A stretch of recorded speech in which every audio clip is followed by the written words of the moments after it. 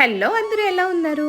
ఈ రోజు ముచ్చట ఏంటంటే ఇంటెల్లపాది చర్మ సౌందర్యానికి ఒక మంచి రహస్యం చెప్తా చూడండి. ఈ డబ్బాలేటి తినే పుల్ల అనుకుంటున్నారేమో, తినే కాదండి, స్నానం చేయడానికి బాత్ పౌడర్ ఇది. స్నానం చేయాలంటే గుబ్బును వాసన వచ్చి గబగబా నొరగొచ్చే సోప్ అయితే భలే ఇష్టపడతారు అందరూ. అబ్బో కొంతమంది ఉంటారు స్నానం అంటే ఫార్మాలిటీకే చేయాలి అన్నట్టు కొన్ని నీళ్ళు అలా చిలకరించుకొని వస్తారు.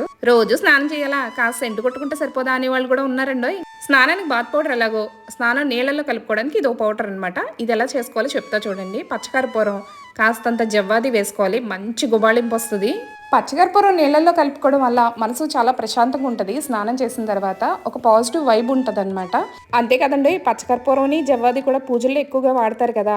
కాస్తంత పసుపు వేసుకున్నాం అనుకోండి, స్కిన్ ఇన్ఫెక్షన్స్ కూడా రావు. ఇవన్నీ మిక్స్ చేయడం వల్ల మనం ఏదో టెంపుల్లో ఉన్న ఫీలింగ్ ఉంటుంది అనమాట. ఆ వాసనకి వాసన బయటకు పోకుండా ఒక చిన్న గాజుసీసా లాంటివి తీసుకొని అందులో ఈ పౌడర్ వేసుకొని అప్పుడప్పుడు స్నానం చేసినప్పుడు ఈ పౌడర్ కనుక చిటికెడు వేసుకున్నారనుకోండి, అబ్బో ఆ స్నానం చేసిన సుఖమే వేరు. ఆల్రెడీ నేను ప్రిపేర్ చేసిన పౌడర్లు కాబట్టి ఇవి డబ్బాల్లో స్టోర్ చేసి ఉంచాను. ఎప్పుడైనా ప్రిపేర్ చేసినప్పుడు ఫుల్ వీడియో పెడతాను. కాస్తంత బరకగా వాడుకుందేమో ఒక స్పూన్ వేస్తాను, బాగా మెత్తగా చేసిందేమో ఒక స్పూన్ వేస్తాను అనమాట. ప్రతిరోజు స్నానానికి నేను ఇదే వాడతాను. ఇదిగోండి, నీళ్లు పోసి కలుపుకోవచ్చు, లేదంటే రోజ్ వాటర్ కానీ లేదంటే మేగడ కానీ వేసి కలుపుకోవచ్చు.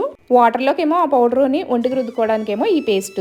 రోజంతా ఎంత బిజీగా ఉన్నా సరే స్నానానికి కాస్తంత టైం కేటాయించి ఇలాంటి స్నానం చేసామనుకోండి, ఆకాశంలో చందమామ అయితే భలే మెరుస్తూ వచ్చేసాడు. మరి ఆ చందమామను చూడడానికి మనం కూడా చల్లటి గాల్లో కాసేపు కూర్చోడానికి ఫ్రెష్ గా స్నానం చేసేయాలి కదా. నీళ్ళలో ఈ సుగంధ ద్రవ్యాలని మనం పిల్లలకి పెద్దలకి అందరికీ వాడచ్చు.